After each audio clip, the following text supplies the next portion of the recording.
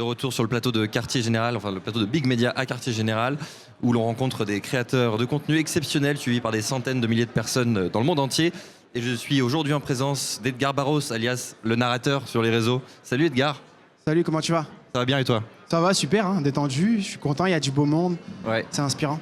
Alors Edgar, 26 ans, tu es déjà une star des réseaux sociaux. Tes abonnés se comptent en plusieurs millions. Qu'est-ce qui t'a motivé à être présent à cet événement-là en particulier aujourd'hui? Du coup, 27 ans, tu vois, donc là, 27. ouais, tu m'as Bienvenue au rajeuni club. et ça fait plaisir. Et franchement, ça fait plaisir d'être ici parce que c'est cosmopolite, tu vois, il y a de la diversité et c'est ce que j'aime. Là, en vrai, c'est le monde, tu vois, qui est composé d'ici. Et de pouvoir voir des entrepreneurs, c'est enrichissant. Je pense que pour tout entrepreneur, le but, c'est de pouvoir se structurer le plus rapidement possible et de la meilleure des façons. Donc on en apprend tous les jours, il y a des connexions. Et moi, ce qui me choque vraiment, enfin, ce que je trouve cool, c'est la dalle. Je vois que les gens ont envie, tu vois. Depuis tout à l'heure, il y a des gens qui, de base, je pense, n'oseraient pas faire quelque chose, qui sont timides, tu le ressens, et tu as envie de les mettre dans la meilleure condition pour, au final, voilà, discuter avec eux et partager ce moment. Alors pour ceux qui ne te connaîtraient pas déjà via tes réseaux sociaux, c'est le moment de revenir un petit peu sur ton parcours et notamment ton aventure footballistique. Est-ce que tu peux nous raconter un peu d'où tu viens? Ouais, du coup, ouais, en fait, moi, je suis un passionné de football. C'est vrai que depuis le plus jeune âge, mon rêve comme garçon, c'était de pouvoir devenir footballeur professionnel. Et au final, un jour, j'ai réussi à devenir footballeur jusqu'au niveau national. Et j'ai l'impression, en fait, c'était un peu une prison dorée. Quand je suis devenu footballeur, j'avais le lifestyle, tu pouvais gagner de l'argent, etc. Tu te déplaçais et tout.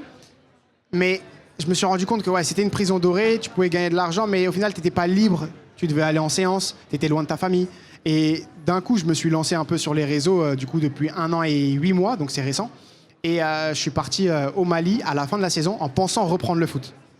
Mais du coup, les 3 semaines que j'ai passées au Mali, pourquoi le Mali? Parce que je suis parti rendre visite à un ami à moi que j'avais grandi, qui s'était expatrié à son tour. Et en fait, les 3 semaines au Mali, elles sont transformées en 4 mois. En 3 semaines, j'ai pris 100 000 abonnés. En 4 mois, j'en avais peut-être 250 000. C'était le déclic. En fait, c'était vraiment le déclic. Et là où je suis content, c'est que c'était naturel. Parce que généralement, un créateur de contenu aujourd'hui, ce qu'on peut leur reprocher, c'est un petit peu l'authenticité des contenus, le fait de pouvoir délivrer trop rapidement. Et moi, aujourd'hui, là où je suis content, c'est que j'ai comme trouvé un sens dans ce voyage-là. Et je le fais de manière hyper spontanée et hyper naturelle. Et c'est ce que je pense que les gens apprécient. Alors aujourd'hui, tu vas d'événement en événement et à chaque fois tu soulignes l'importance, enfin tu soulignes le fait que l'Afrique aujourd'hui, ce n'est pas le futur, c'est le présent. Tu aimes bien le dire. Tu dis aussi que ça va 4 fois plus vite, 4 fois plus fort. Qu'est-ce qui t'a fait prendre conscience de ça? Comme je dis souvent, hein, je suis obligé de la dire à cette phrase partout où je vais, à n'importe quelle conversation avec un jeune, un plus âgé. En fait, pour moi, l'Afrique, c'est pas le futur, c'est vraiment le présent. Parce que on entend beaucoup de préjugés. Par exemple, quand j'étais au Mali, les gens ils disaient il y a la guerre au Mali, même mes parents, tu vois.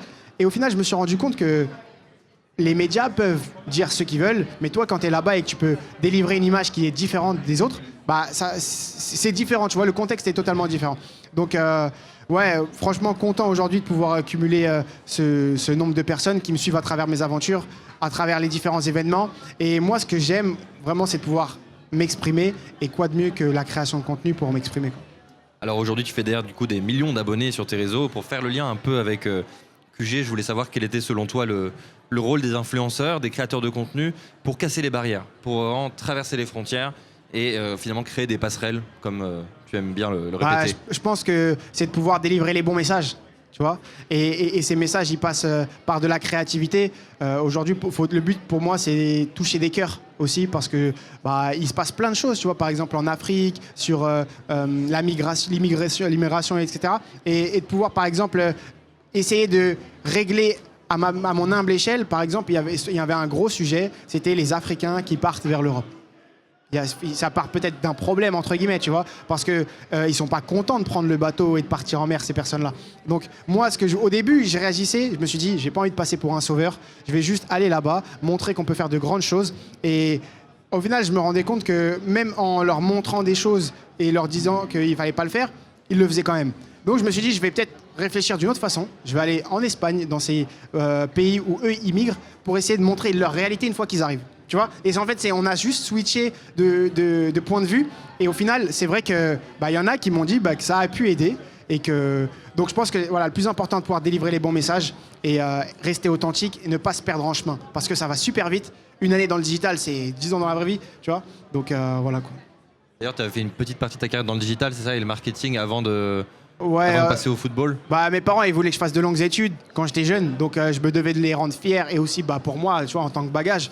Donc j'ai un master en marketing digital que j'ai fait et j'ai évolué en alternance dans des agences de communication, tu vois, pour pouvoir aussi être chef de projet, m'occuper de créateurs de contenu. Et aujourd'hui, c'est marrant parce que quand je vois les anciens chefs de projet avec qui j'évoluais, qui m'ont formé et qui me disent bah, aujourd'hui, tu es au devant de la scène, c'est toi qu'on écoute. C'est toi notre talent. C'est toi le talent, tu vois. Ils me disent que tu as vraiment de la chance et en même temps, chance que c'est, entre guillemets, ta réussite, elle est due au fait que tu saches où tu veux aller parce que tu es passé par là. Donc, si aujourd'hui, on me demande est-ce que tu aurais fait un truc ou pas en moins dans ton parcours, je dis non, en fait.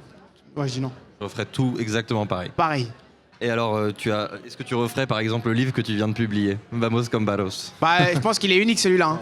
Peux-tu nous en parler de ce Ouais. projet qui relate un peu tous tes périples, toutes tes aventures? En fait, Barros, cette année, c'est 18 pays en un an. C'est de pouvoir voyager à travers les 4 coins du monde. Pour moi, le voyage, c'est pas seulement aller dans les beaux endroits, dans les beaux restaurants, dans les beaux hôtels. C'est de pouvoir faire le premier pas vers les gens. Tu vois, à partir du moment où tu fais le premier pas vers les gens, je me suis rendu compte que tu pouvais vivre des aventures. Et ces aventures-là, on les entend à la télé, on les voit sur les réseaux sociaux, mais on n'a pas l'habitude de les vivre, entre guillemets. Tu vois, on se dit que c'est impossible, c'est un peu loin, il faut de l'argent, il faut des trucs. Mais en fait, non.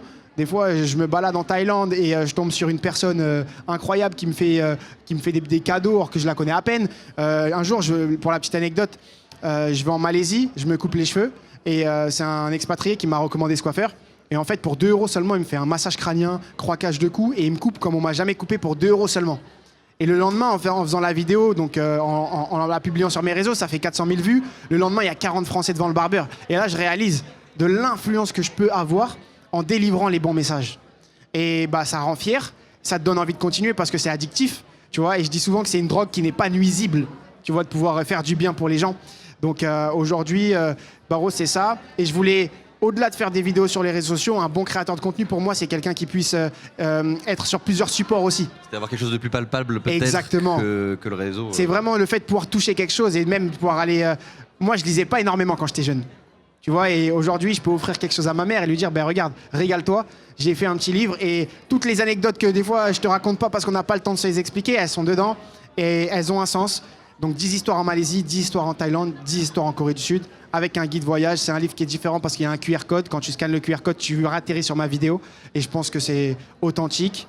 Et voilà quoi. C'est quoi un peu le message qui traverse tout le livre, un message commun qui traverserait chacune des histoires que tu racontes dans ce livre? En fait, c'est tout simplement...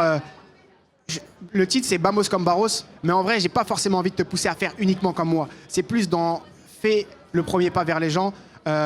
Tu sais, de base, j'étais de nature très timide. Je pouvais pas parler comme ça devant les gens. Et aujourd'hui, de pouvoir se retrouver là, c'est comme une petite victoire. Donc, j'ai envie de pouvoir insuffler dans le cœur des gens, déjà de la positive énergie, le fait pour qu'ils puissent croire en eux, que chaque projet est réalisable si tu mets les ingrédients et les bons outils en étant respectueux, humble, et qu'au final, bah, la vie, elle est bien faite. Et que bah, tu seras récompensé à la hauteur de tes efforts, tu vois. Tout à fait. On aurait encore plein de choses à dire, malheureusement, je vois que le temps file rapidement.